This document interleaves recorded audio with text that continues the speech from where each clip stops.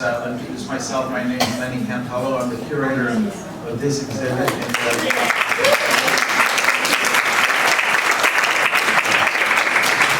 And 19 others that are around the DMV. We're up to almost 700 women artists surveyed.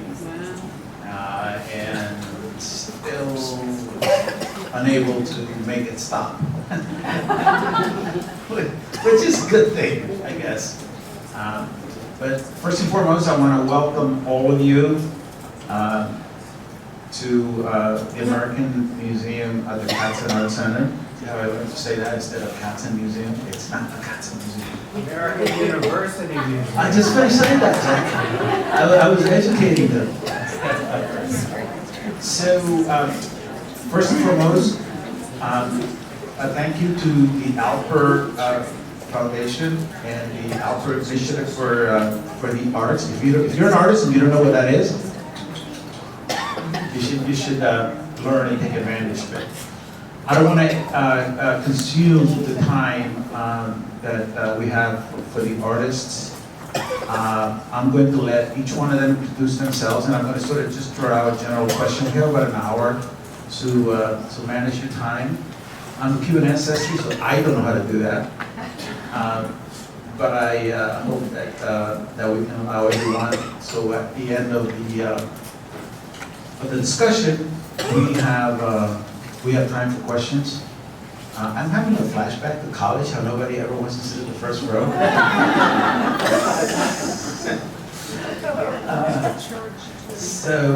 There we go. And the straight A students. Yes. The Navy made me, I don't know what I'm meandering about this, but when I went to college, the Navy made me study math because I was going to be a cryptologist. And of course, I hate math. And we used to audit the classes. If the first 2 or 3 rows were always full, we'd never take that class. Because we knew that those were real math students. And the curve would be up here. In any event, so, this was the initial key show of the 19 others that are spread throughout the DMV. A term which, according to the Washington City paper, apparently I invented, and yes, I take credit for it. And I, so far, have journeyed into the show, curated about 700 women out of over 4,000 potential entries. Most of you have been to other openings. I already heard this joke. The funniest part was all the entries that were non-qualifiers, including the 46 entries from about 40 different states where women artists that work at their Department of Motor Vehicles entered the show.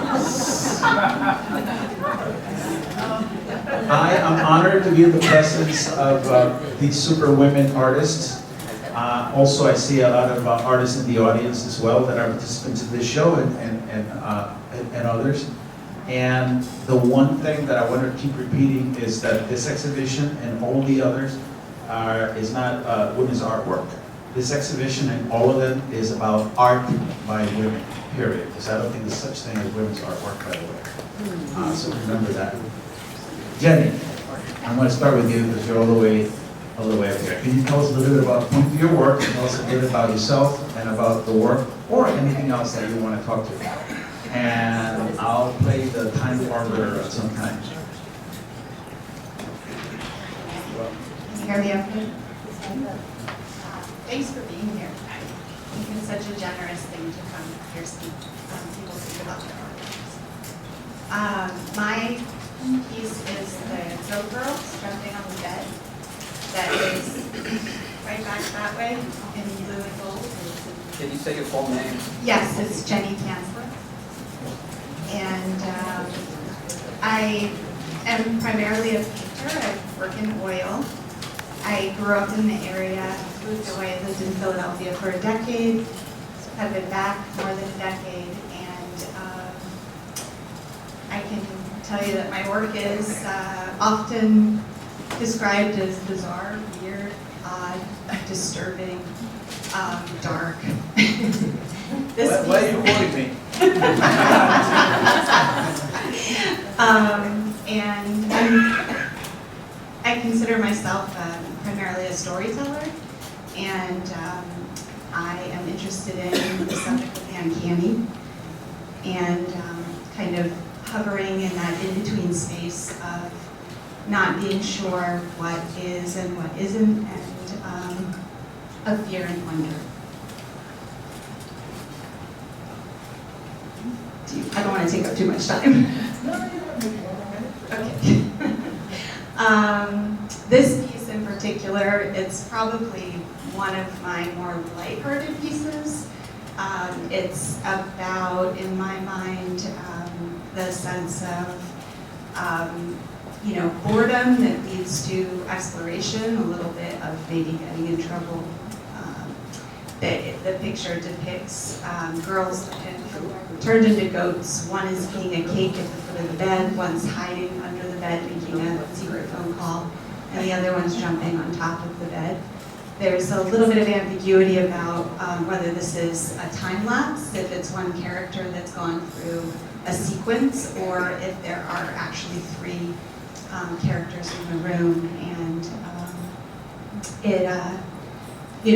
I was really fascinated by the idea of, you see like Pan and Bacchanalia and, all these representations of human male goat creatures, and I was really interested in the idea of having a female goat creature that is, domesticated but connected to the wild. So I was playing with that idea.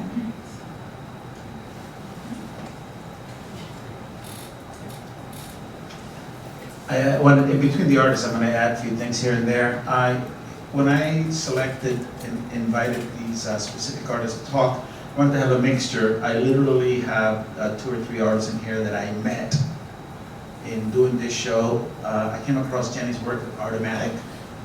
So another success story from that wonderful, amazing, crazy event. Again, if you're an artist and you do not know what Artomatic is, you should, and pay attention to it.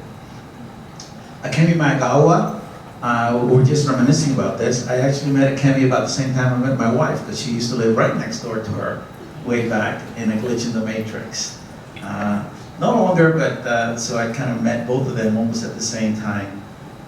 And so I've known Akemi as long as I've known my wife, which is now going on in a few decades. Akemi? Hi, my name is Akemi Maegawa. I'm originally from Japan. I was born and raised and worked, and moved to here to study and change the career.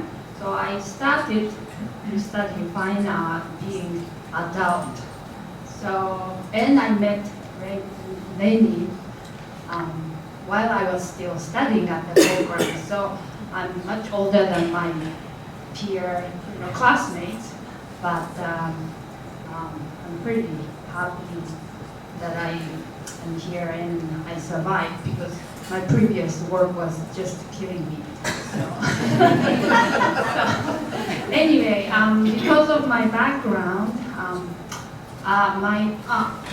all the work were based on cultural difference, some shocks, American culture and Japanese cultures, all those differences. And my works a lot relate to Japanese historical things, to habits, and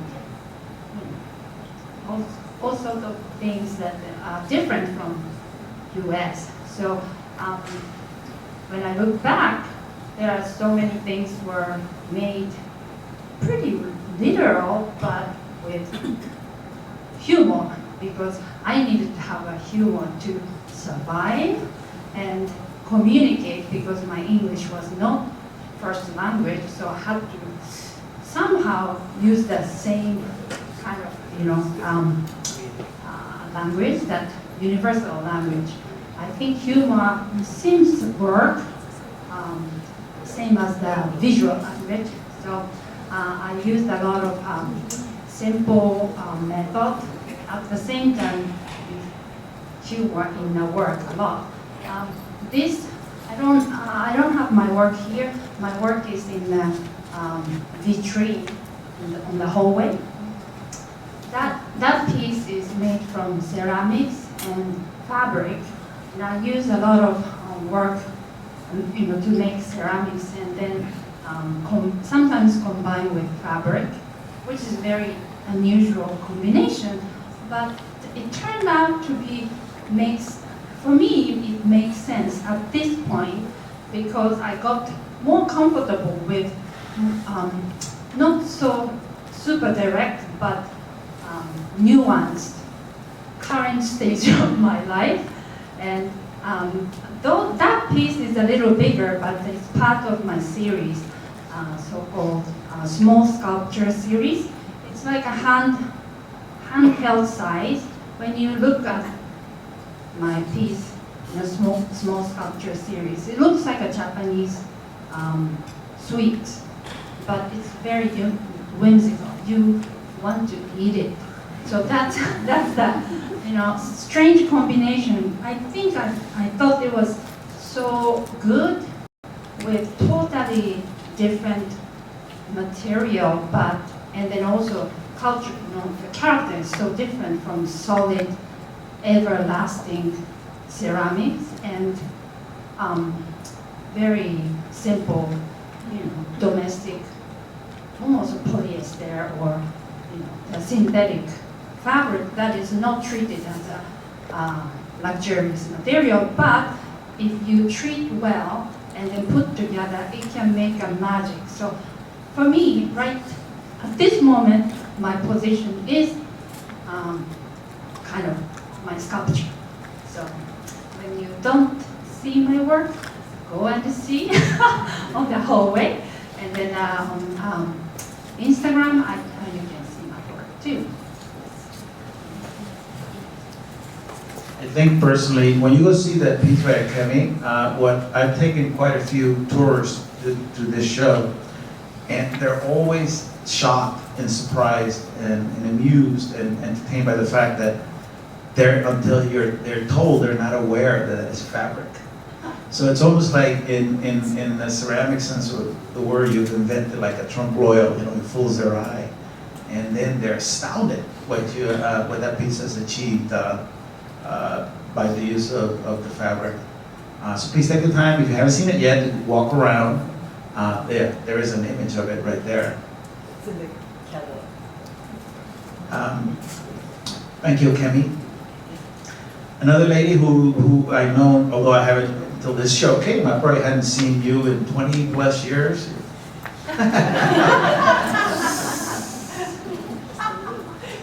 We both have gray hair now. Yes.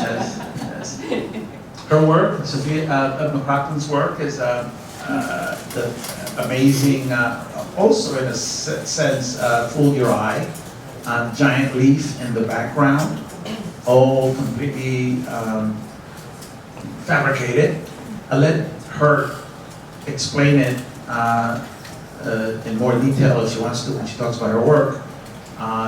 But I am always astounded when an artist can take something that generally in nature is small or whatever and be able to giganticize it and in a sense make it majestic and still retain that sense of the original piece, which I think a lot of people don't understand or realize how difficult that is once you change the scale. Hi, thank you. It's a real honor to be here today. Let's see. I guess probably the most important thing you need to know about me is that when I was 8 years old, I went to a strip mine. I grew up in Kentucky. We went out to the strip mine, and I couldn't find the mountain. And I guess that was part of the purpose of the trip.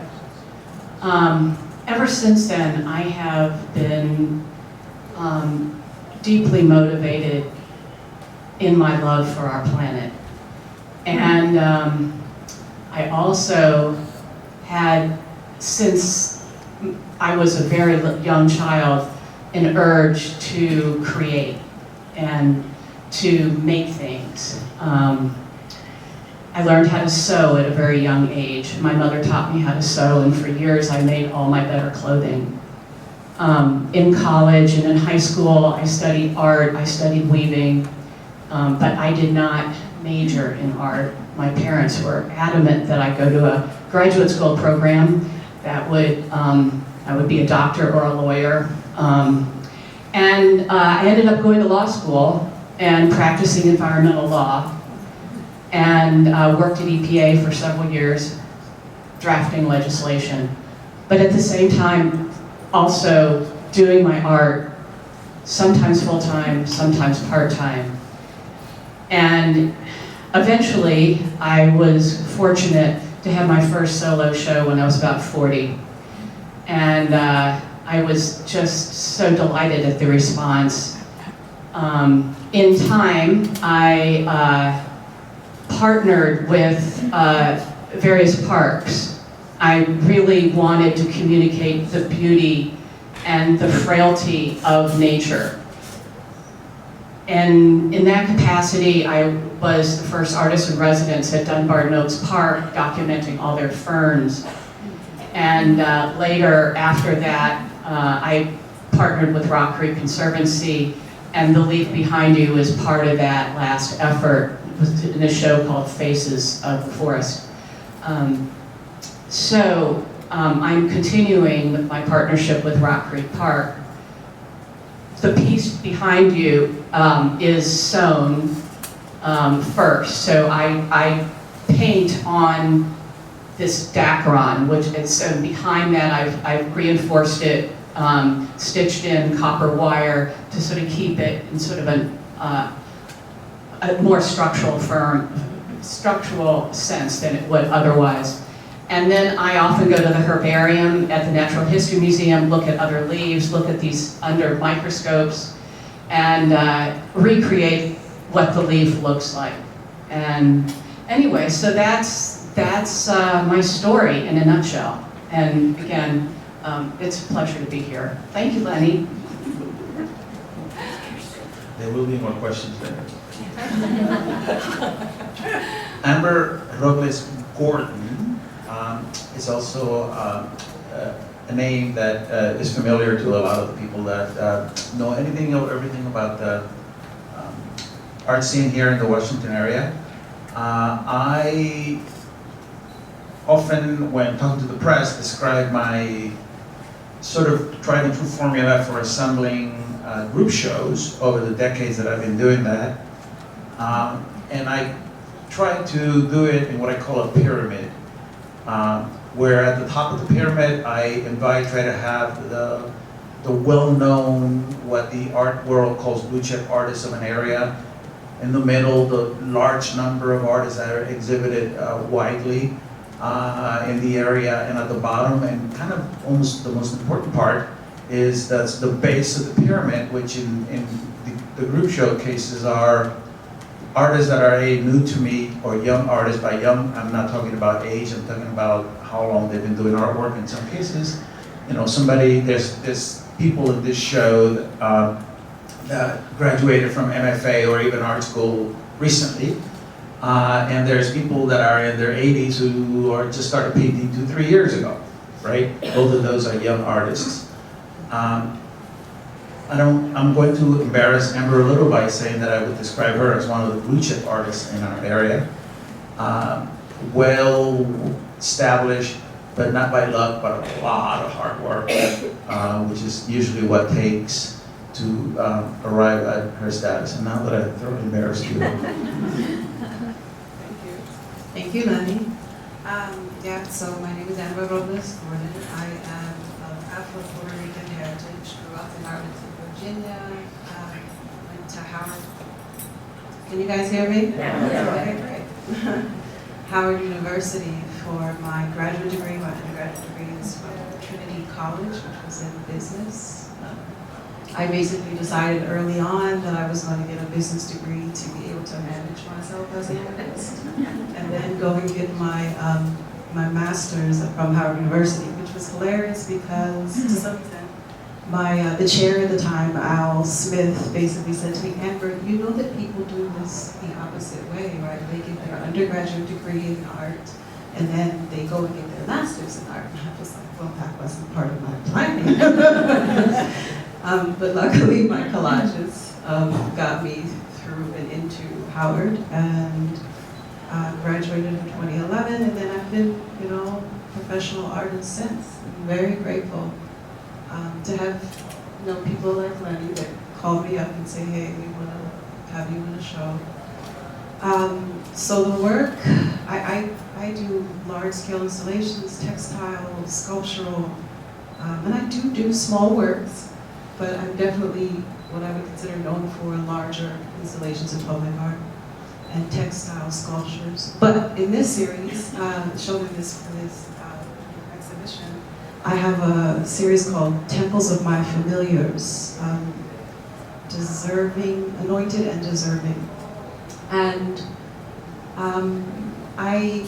one of my primary aesthetic languages is through collage and assemblage. And I just did a talk the day before yesterday, and I just remember being animated because I love to create, period. It's about creation for me.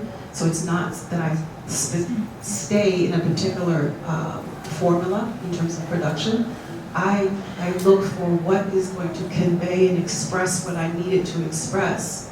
And then I pull from those and then I create with that, if that makes sense. Methods and material. Materiality means everything to me, if that's such a thing.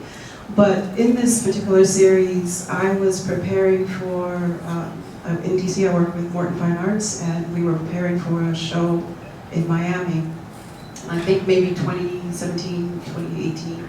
And she was like, this is Amy, this is she I'm referring to, which is the director of Morton Fine Arts. And she was like, okay, Amber, I need work, and I'm like, okay. And I had been doing a certain amount of cleaning, organizing. So it was most likely around September, October. And I remember thinking, okay, what am I gonna do? And I remember thinking about the parts, the slivers of works that I didn't complete, works where something didn't make it into the final works where I was drawing, some of my renderings that I do for some of the larger sculptural public artworks. And I remember organizing them and thinking, these pieces, they're all pieces, but they're in conversation with each other. And I thought, okay, this is the time. This is when all these things that have been like slivers are pulling on me and saying, make us speak, make us be in conversation. And so that's what I did for this body of work. The Temples of My Familiar, if you know, is a Alice Walker book. And I literally borrowed her title. And so each work has one of my renderings of fabric sculptural work. And so what I did was I inverted them. And I made them the temples of these conversations that I was having with these other art elements. It's one of my favorite series. Sometimes I think I'm a very emotional person. And my love of art and my love of humanity, they fight each other, if that makes any sense. If you put me in my ideal situation in terms of funding and my family and just Amber create, I don't know that I would attempt at figuration or even bother with figuration or conceptual works around specific themes, if that makes sense. I think I would just go abstract looking crazy. And I would be happy, right? But my love for humanity wins out. And so then I create works that are about humanity and our flaws, our complexities. But this series, I didn't have to mess with humanity in that way. I was just able and allowed to create through abstraction. So, thank you.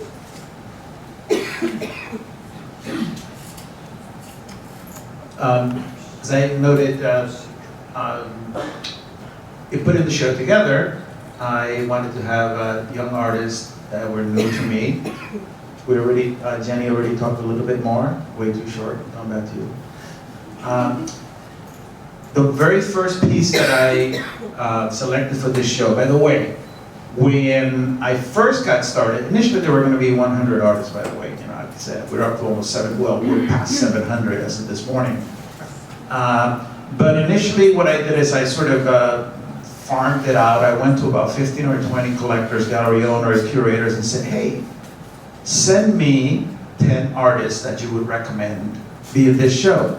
So I sort of crowdsourced the start of it. After that, it was an avalanche. I didn't need to crowdsource anything. And several names kept popping out in multiple lists. A few of them, quite a few of them, I had never heard of because they were, again, to me, new artists. Selena Noir Jackson was one that kept popping up in the list of some well-known collectors and curators here in the area. Her work, right behind us, was the very first piece that I selected for the exhibition because it really struck me.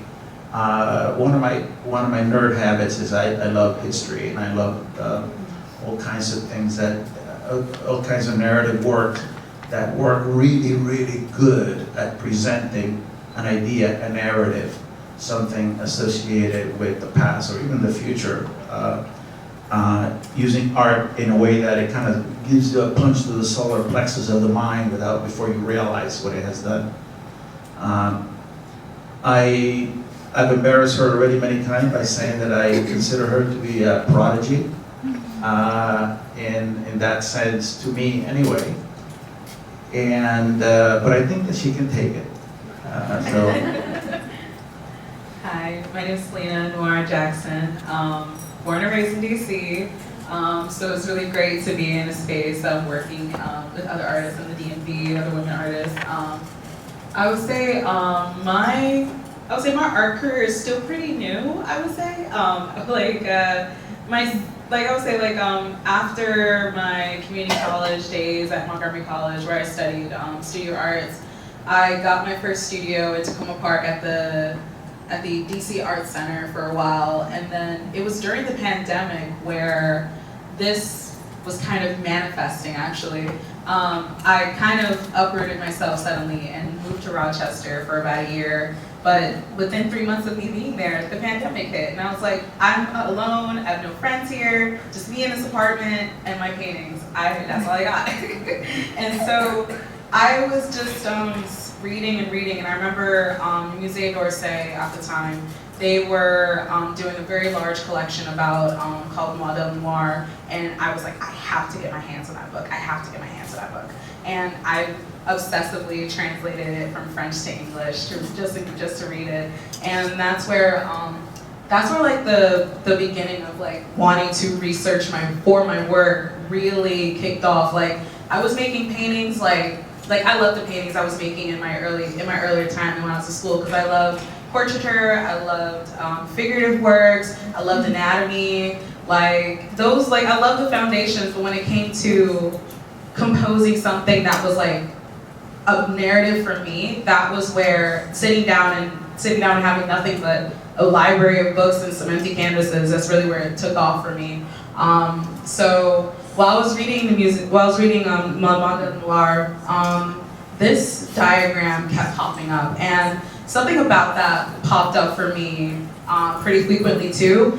Just because I'm just into a lot of science and anatomy and biology books, so every once in a while you'll come across like some anthropological studies or photographic studies of just different interactions, but I never understood why they were there. And it's kind of like it all kind of connected, where my time of hanging out at the Holocaust Museum, just because I was so interested in like those tools that they had to measure hair color, eye color, genealogy, and it was like on a road trip where I was with an ex-partner, I was reading another book that was also, it was like I was very, very much like looking for people who looked like me in art, and I think that's where a lot of this came from. I was looking for a lot of me in art that didn't look like me, and I had this one question, I was like, can artists be racist?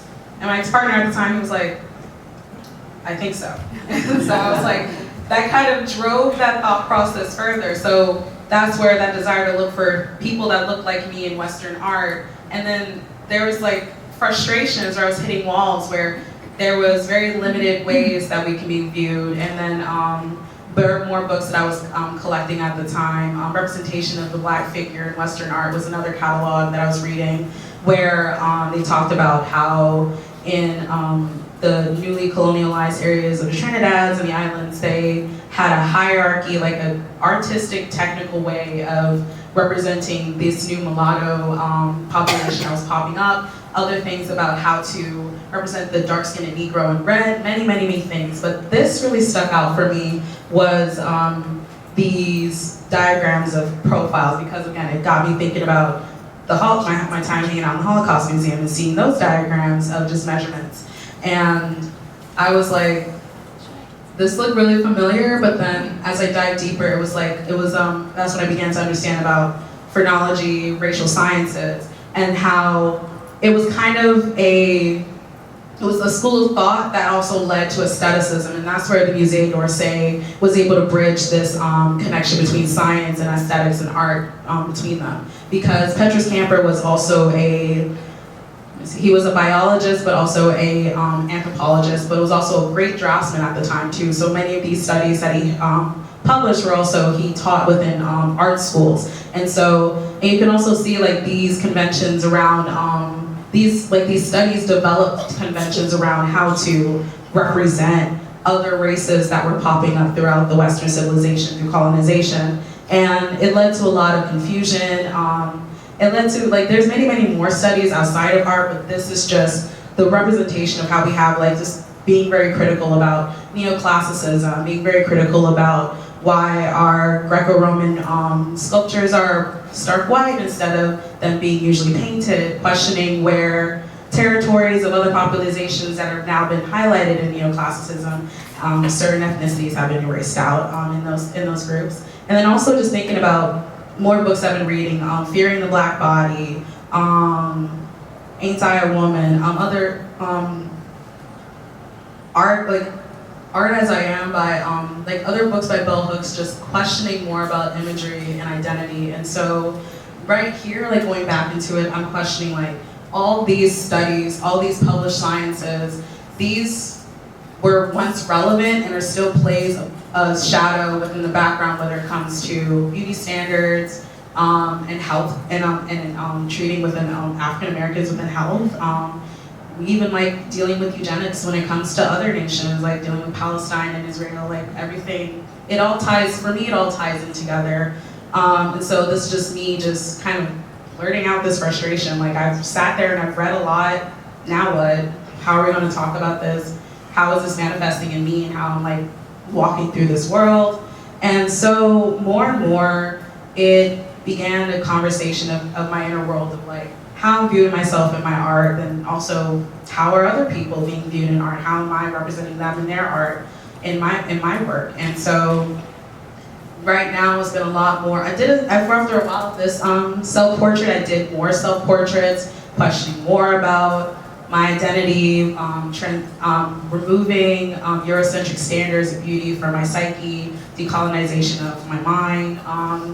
And then now is kind of leading into a project where I am documenting people that I have interacted with day to day, even if it was just for a brief moment. I met them at work, I met them at an art event, met them because they were just traveling through DC and they just crossed my path.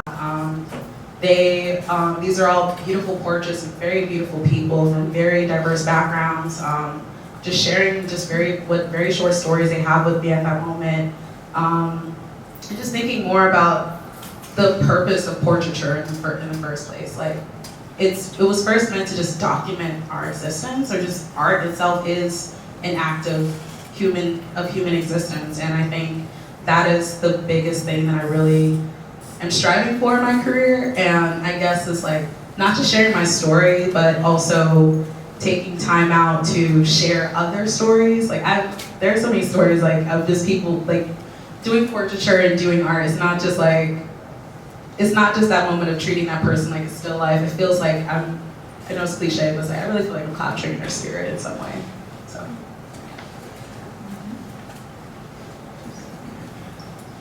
Sandra Perez-Ramos is a Puerto Rican artist who now of course has lived here for many, many years. I bring that up in the sense that when I first moved to this area, and when I was in the Navy in the 80s and all that, at one point I thought I was the only Cuban in all of Washington, D.C. I've run across many since then. So anytime I find a couple of Boricuas, I always like to keep that in the back of my head. A poet once wrote that Cuba and Puerto Rico are the wings of a bird of the Caribbean. When you mentioned, by the way, before it slips my hand, when you mentioned some of the issues that you were talking about, Sandra probably remembers there's a very, very famous, I don't know if it's a Cuban writer who wrote it or a Puerto Rican or a song that talks to a painter that paints Renaissance paintings. And one of the lines in the song in Spanish, translated from Spanish, it says, "A painter that you paint so well, why do you only paint white angels?" You probably know the song, right? Yeah. Exactly, Ángeles Negros, Black Angels. And it's an old song, right? That's like from maybe the 20s. And very powerful. Yeah, it's a super powerful song. 30s, I think the 30s. The 30s, yeah, it's a song, right? Anyway, Sandra Perez-Ramos. Well, thank you so much for having me here. Thank you, Lenny, for this colossal project that you have taken on. I am very grateful to be part of this group. Yeah, I came to Maryland in 2005, straight from the island.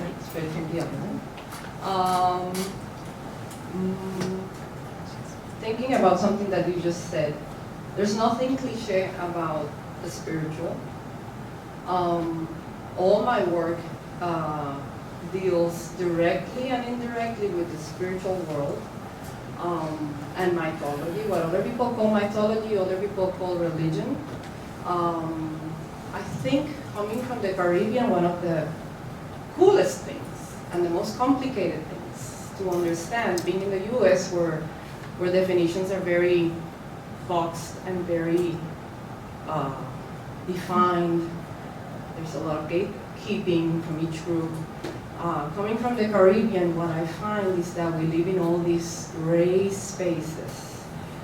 I particularly have a DNA that stems from 19 regions, and I am happy to be a mod at this point. That's what I am.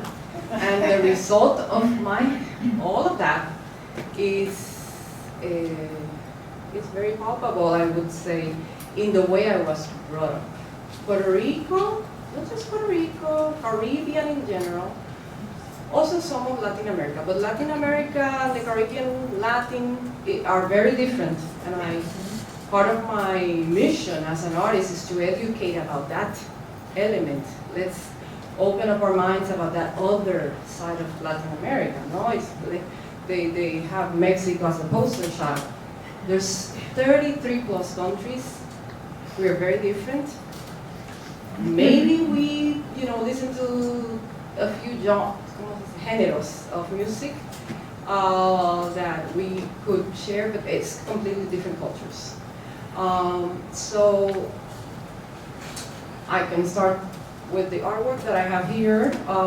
It's called Árbol Totem or Totem Tree, sometimes called it a moon tree. Inspired in the ceiba tree. I don't know if you've heard of the ceiba tree. It's a family of the baobab tree, another gigantic tree that when it's growing is full of thorns. So nobody, it takes 100 years for it to really become a voluptuous, strong a tree, very, very dramatic and very important for the indigenous people of the Caribbean area, because that was a tree that they had to, they saw as the connection between the underworld, the ancestors, the spiritual world, and the rest, and the deities. So it is right now facing the sculptures in the front and the garden in the front. And I think all my artwork is inspired in and trying to teach people about polytheism. I think there's a huge taboo here with anything that's not Christian. And so, and so that's what I focus on. I also work not just on drawing, like that one's a drawing, using acrylic pen and pigment inks, but I also work installations where I integrate objects, because I like to play with Spanglish and the mix of languages that happens in our country and in our area. So sometimes objects and installation and fiber arts helps me bring additional topics to my work, to what I want to communicate. This one in particular is about the ceiba, which is a mythology from the Taino culture. So Puerto Rico has, I'm also hooked on history and archaeology and anthropology, and I love everything you explained. But I think it's important to understand that at least in the Caribbean, there's a lot of magical thinking integrated into everyday life. And so that's part of my proposal, my intention is to show others there's nothing to fear. Other religions have rituals, have icons, have a weird aesthetic, like botanica stores. I don't know if you're familiar with botanicas. They're spiritual bazaars. And for example, in Puerto Rico, they're super popular to communicate. If you have a need, there's so many deities you can choose from. Many different religions you can choose from.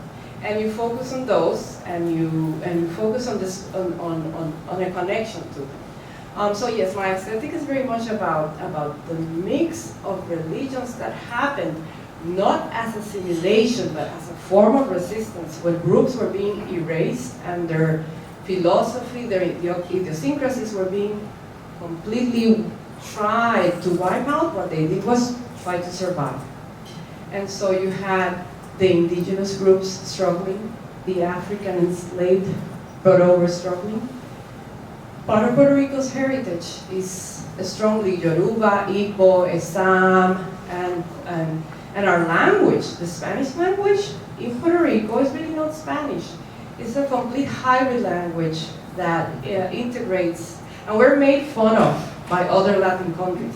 They say, you're not talking Spanish, what are you speaking? Because we have like 3,200 Taino words, indigenous words mixed in, and like 860 something African from Yoruba, from Igbo, from Essam, words integrated into everyday speaking. So it's a very mixed culture, and that's how we live, with superstition, but we embrace it, and we believe it, and with all those cultures alive in the middle of our everyday life. So it's not this thing, I just want to get away from the cliche of Latin. The idea you have of Latin you need to stop. You need to be open. You need to be open and listen, and embrace and research. I don't know. Don't know what else to add. I mean, I have a lot to add, but I don't know. The Argentinian writer Jacobo Timmerman wrote a book called Los Latinos, and when he comes to the Caribbean, he wrote that Puerto Rico and Cuba use Spanish as a weapon. Sandra, when she had a DNA done, as I recall, you found out you had a significant percentage of Taino Indian. It was a beautiful discovery, right, to see the number. Because we were told that they had been extinguished, right? Exactly. By the Spanish. Which is a lie. It's a Yes, lie. it is a lie. When I did my DNA, I discovered, according to the National Geographic, which did my DNA, not one of those that says you're 10% Irish, 5% this, that at the time it was part of the Genome Project, which is mapping mankind. This is like 5-6 years ago, but according to their website, I still have the record. I had the highest non-human DNA ever recorded. I was slightly over 5% Neanderthal, and then it's something called Denisovan. I actually went downtown, they drew my blood to confirm it, because they do it initially from the swab, so yes. My father's parents came from Galicia and the mountains of northern Spain and France, and it made sense. The National Geo told me that mountain people don't move, and Homo sapiens and Neanderthal coexisted for like 50,000 years in those mountains, so they fooled around. So yeah, you're looking at 5% Neanderthal. Of course, my wife told the National Geographic, I could have told you that.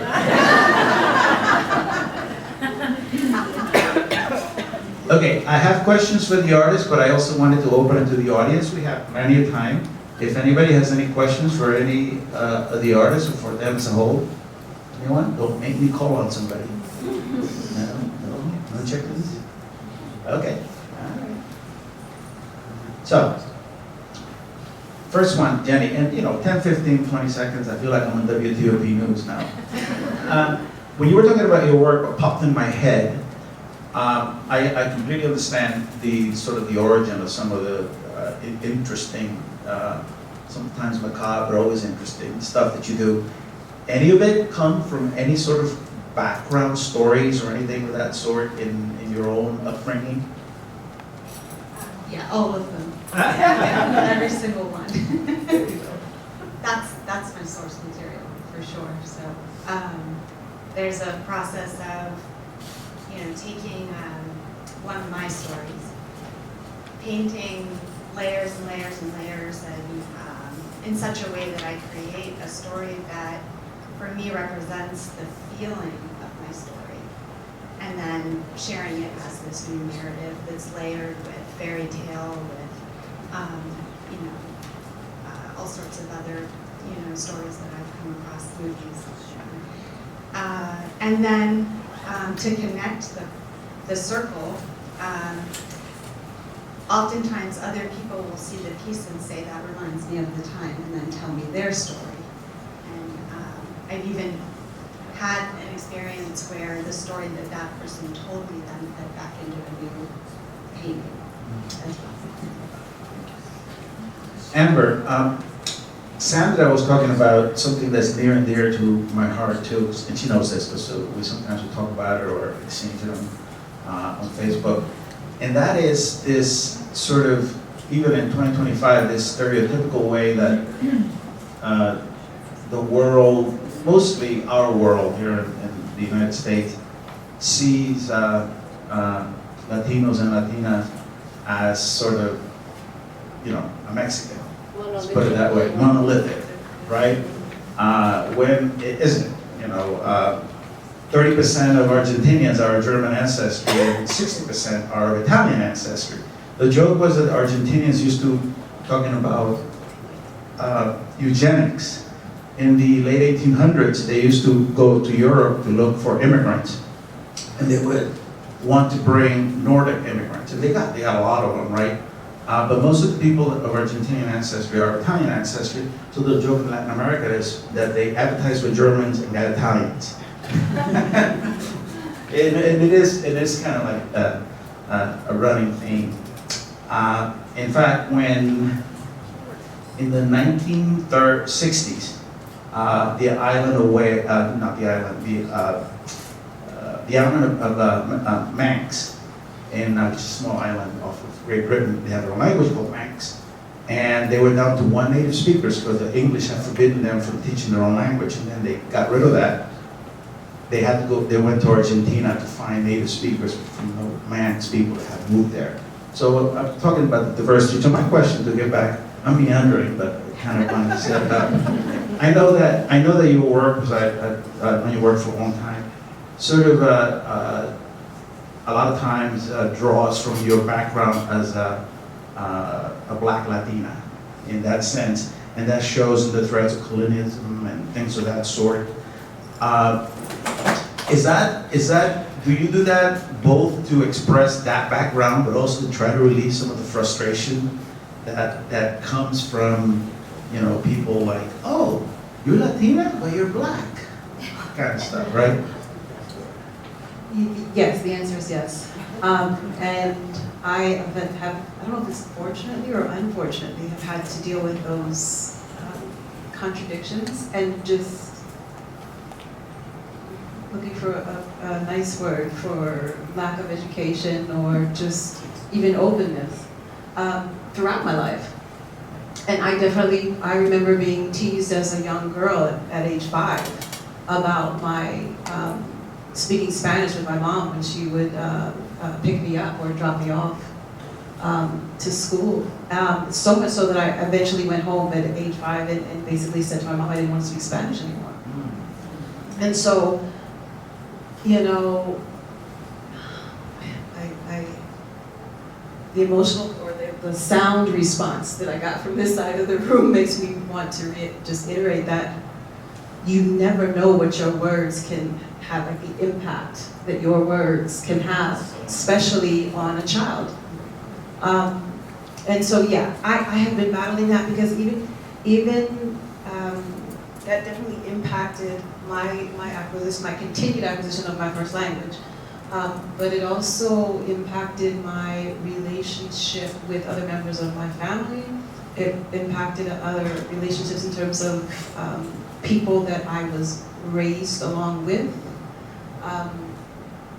And I've definitely, like in recent years, like since 2017, 2019, I've had, because my child is now a grown adult, and I could look at some broader things about life and engage them more openly and directly in my artwork, I started to focus on my own heritage.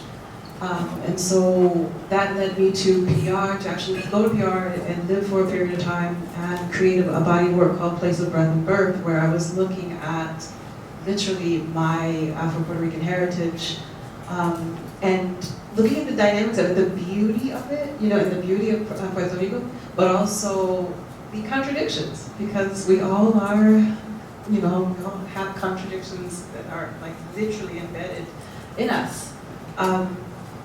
But that has definitely, and that led me to the larger work that I showed here in 2021, Successions Traversing U.S. Colonialism, which I was looking at the overall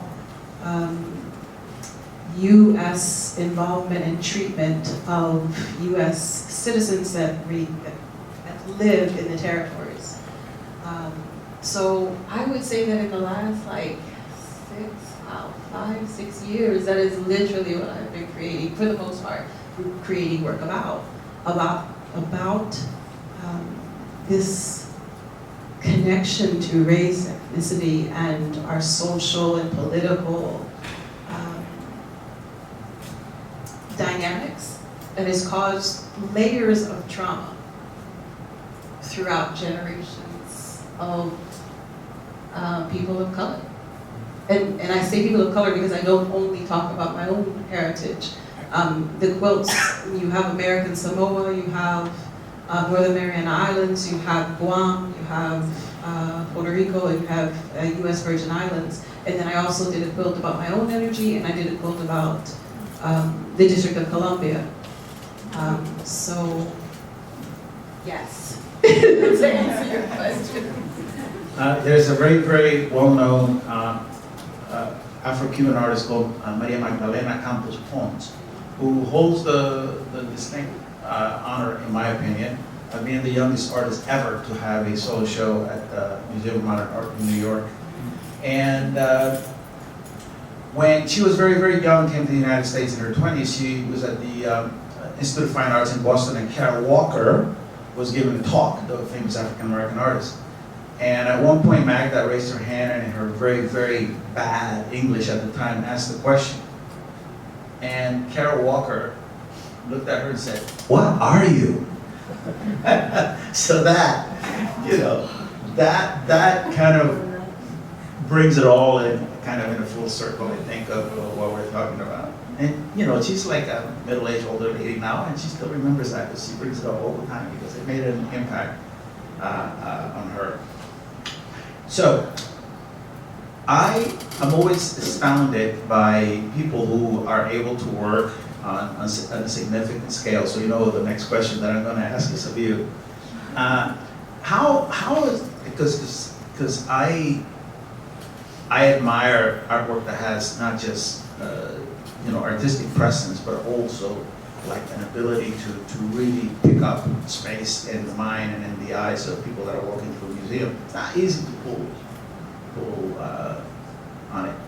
But does that introduce, and this is kind of almost like a more technical question, does that introduce additional sort of mental stress and loads in the preparation of your work, the transportation, all of that stuff, right? Because that's usually the stuff that stops a lot of young artists from moving in that direction. Well, for many, many years, I had a third floor studio with a very tight stairwell. So, and before that, I was in a basement. And it wasn't until my husband and I moved, like 2009, and when we moved, one of my criteria, well, one of the things I really, really wanted, one, to get off a busy road. The other one was to be able to have access to a ground floor entrance. Now, try to find that in the district, it's really hard. So I was looking for a one-car garage attached to the house or not attached to the house. And I got very lucky. After many, many years of looking for a studio, I no longer was hauling stuff up and down to the third floor. A nice little Sprint van can come right out to my studio. I slide the door open and get it out. But I didn't know that I was going to have art that was that big. What happened was, they actually got me going on this whole thing of documenting plants, which never really would have popped into my head. But one day I was out on a walk in Rockery Park that I really loved. I promise I'll make this short. No. And I accidentally stepped on a fern because I had to go around the trail because a large tree had crossed the trail, or fell across the trail. And when I went around the tree and sort of, kind of hopped over it or whatever, my boots completely crushed a fern. And I was just like, not supposed to damage the forest, right? Okay, so not that was the forest, but I thought, I looked at it and my nose was down on the ground and I was looking up to this fern and I thought, oh my God, I'm always walking on the trail, looking at the trees and never looking at the ground. And it just really, was, I don't know, one of those simple moments that had a profound effect on me.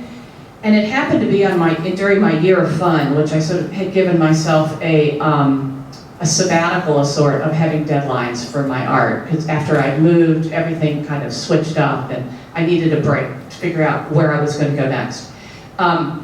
So I decided to go back in my studio and make the fern.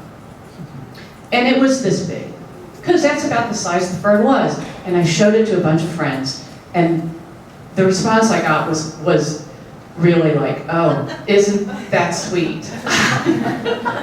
And I thought, oh, this is not communicating what I intended to do. So I went to my studio, I took out a long rope, and all sorts of, odd things in my studio, one of which is a large rope.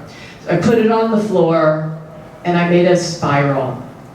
And I thought, well, maybe it needs to be that big. It was bigger than the canvas I was putting it on. I gave up on the canvas because it was a 3x4 and that wasn't making the impact. So I made it bigger. And then I measured it several times. It was 14 feet.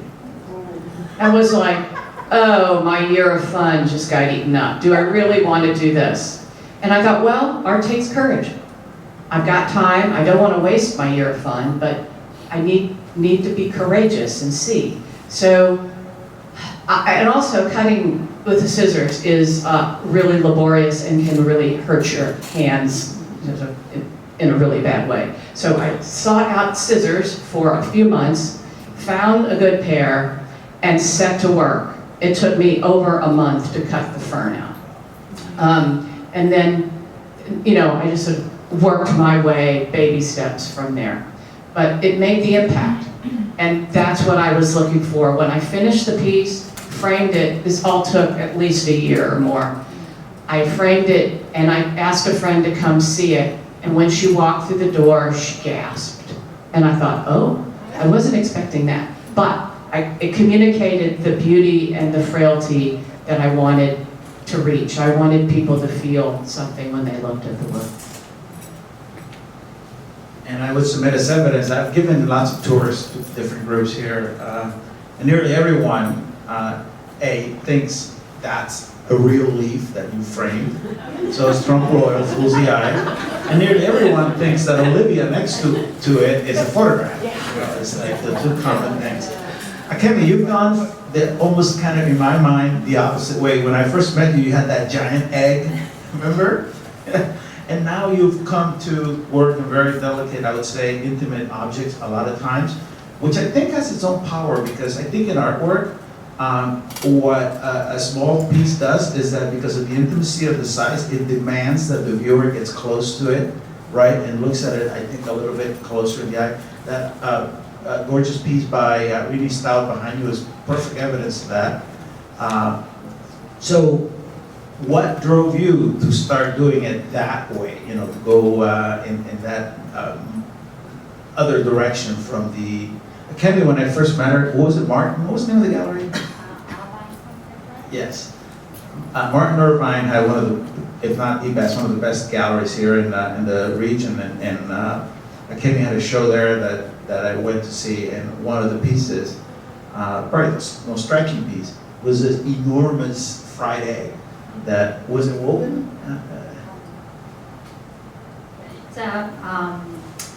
It's made of fabric.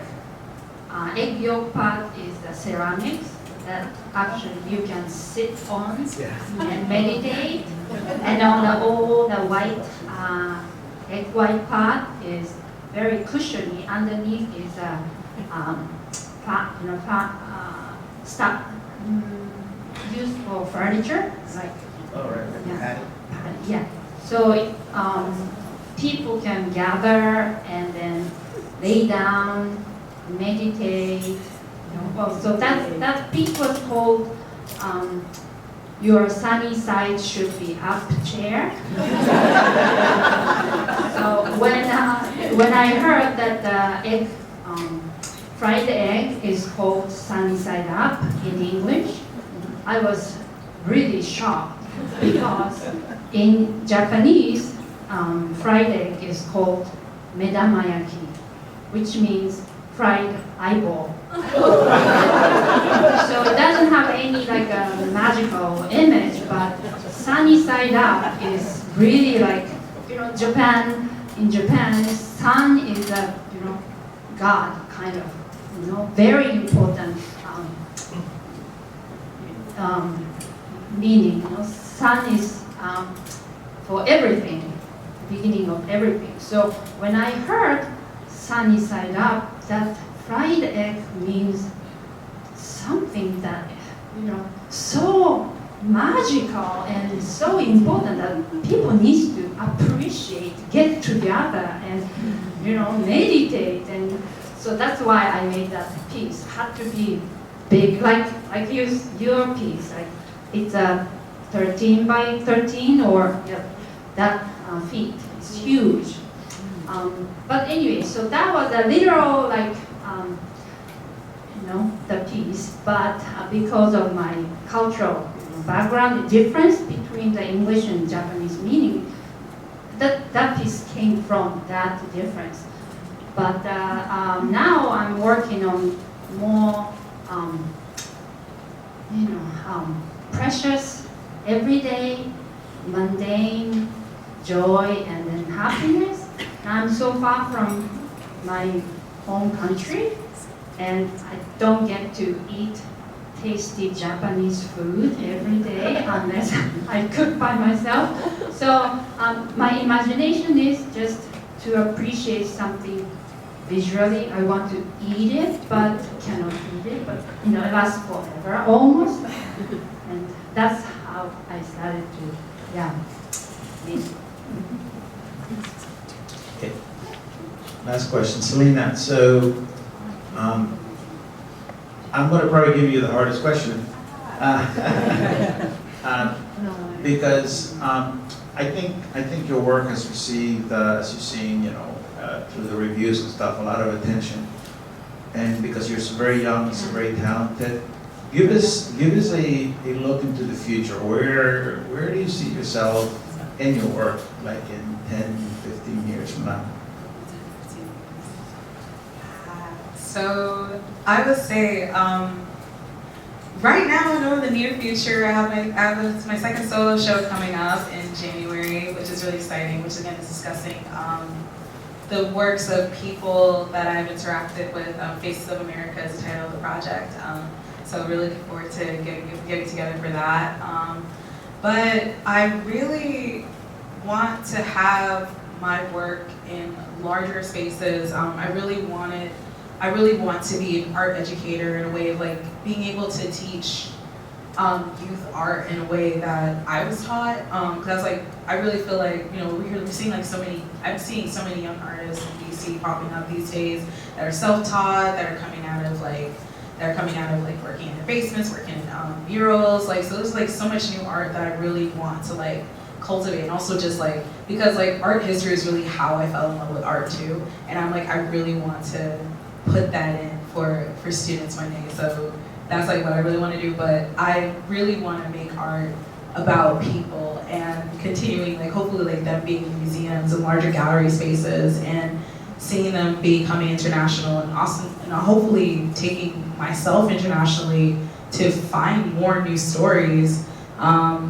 Like working with the Any Gallery and the duo that correlates with that. I don't know, one of Mr. Tunde's in the room, I think.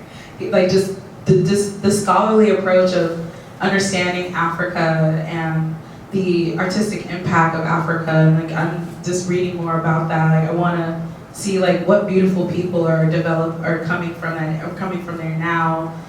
What beautiful art is coming from. Art has been created in the cultural impacts. Like, I don't know, I really see art as a means of tools of research and a means of documentation, and I don't know, I really just want to take it in that direction, and yeah, just really explore the world in that way.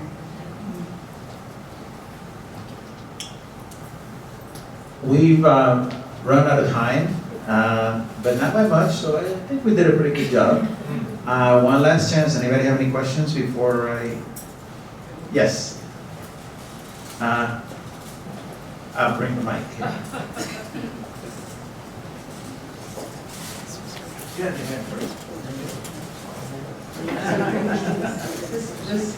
This is a question for Sophia, sassafras, Yes. which is when I look at a piece of nature made that large, I look at it like a portrait of a person. I mean, it's a character, and I wonder if you've had any of those kinds of intentions in your creation, and also if it's one leaf or if it's lots of leaves combined, and did you have one source reference because it's so realistic. I was schooled too. I walked up to it thinking, where did they have a sassafras tree that big?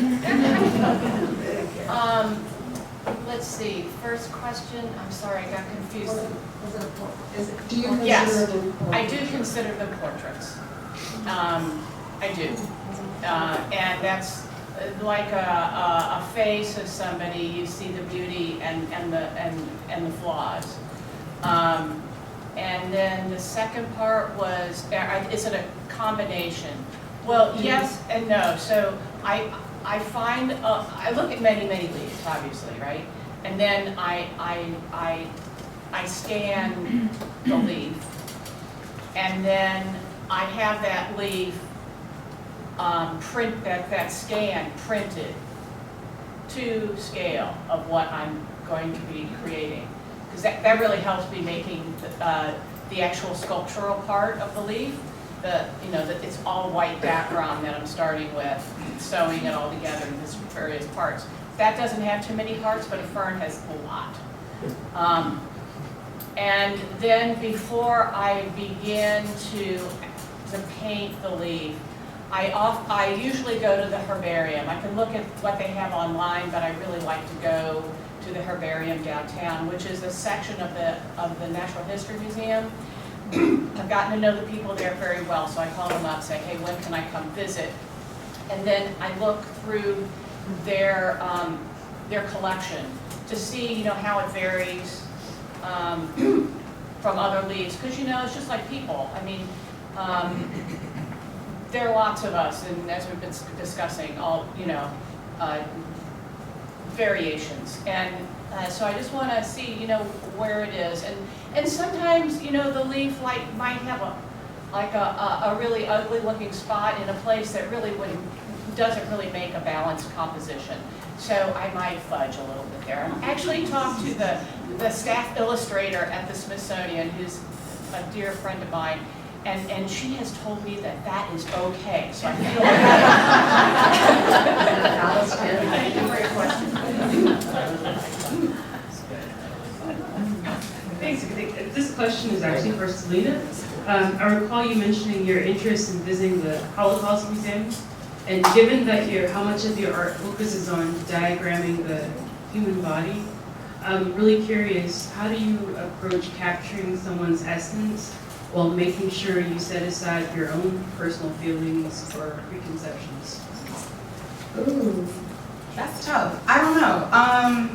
Maybe because I'm not there when the person is there, when they're sitting with me, or when I'm wishing to document them at that moment. I think the only point of me being there is to be that gap to bridge them having a story and me, or them being present to just want to be captured and me capturing it. And I think it's really maybe it's, I would say, setting aside preconceived. I think it's is it dealing more when it comes to stylistic choices, or when it comes to more ideas and opinions? Is that part of the question? All of it. Okay, stylistic. Well, I try to stay as natural as possible. I think I really train my eye and my hand to really just keep it really as close to the sitter as possible. I think that's just technical accuracy. But I think keeping myself aside of it, I think really where it is, is I let the sitters come naturally to me. I think the story isn't ready to be told, or I'm not the vessel to give it until that moment is given to me. And I would say, there's a really cool story, Christiana Bennett. Literally, she just popped up to me in a museum and just started yapping.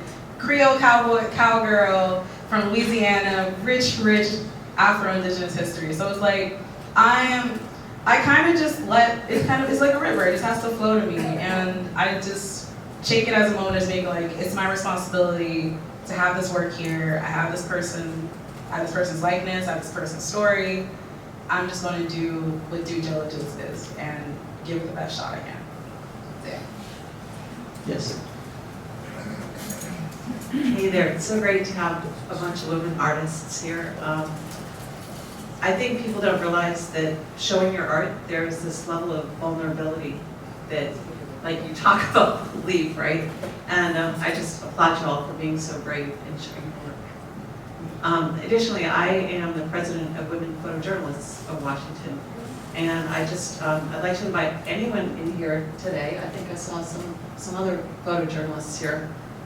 We are having an opening tomorrow, and I think a lot of you might know Lost Origins, which is a fantastic, Jason is an amazing owner of a gallery. He has individual shows all of the time, but he is hosting Women Photojournalists, our art opening tomorrow, which is photographs only in the outside gallery. That's from 2 to 3:45, and then from 4 to 6 we're having a reception at his gallery, and everyone is welcome. I might get in trouble for this, but if I can get 10% of you there, please come and check out our art.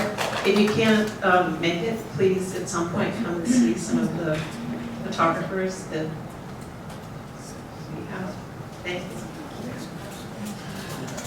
Anybody else? If I could have, I know there's a few artists in the audience, if I could have the artists that are in this exhibition or any of the others. Oh, wait, you have a question? No, I thought you wanted hands. No, stand up. If you're one of the artists in any of the shows, please stand up.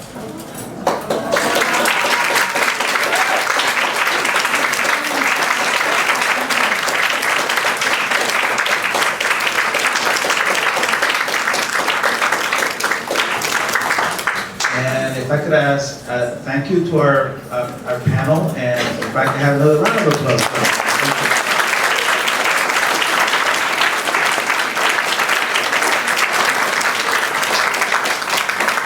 All right, thank you for coming. Feel free to circulate, ask them any questions. Any questions?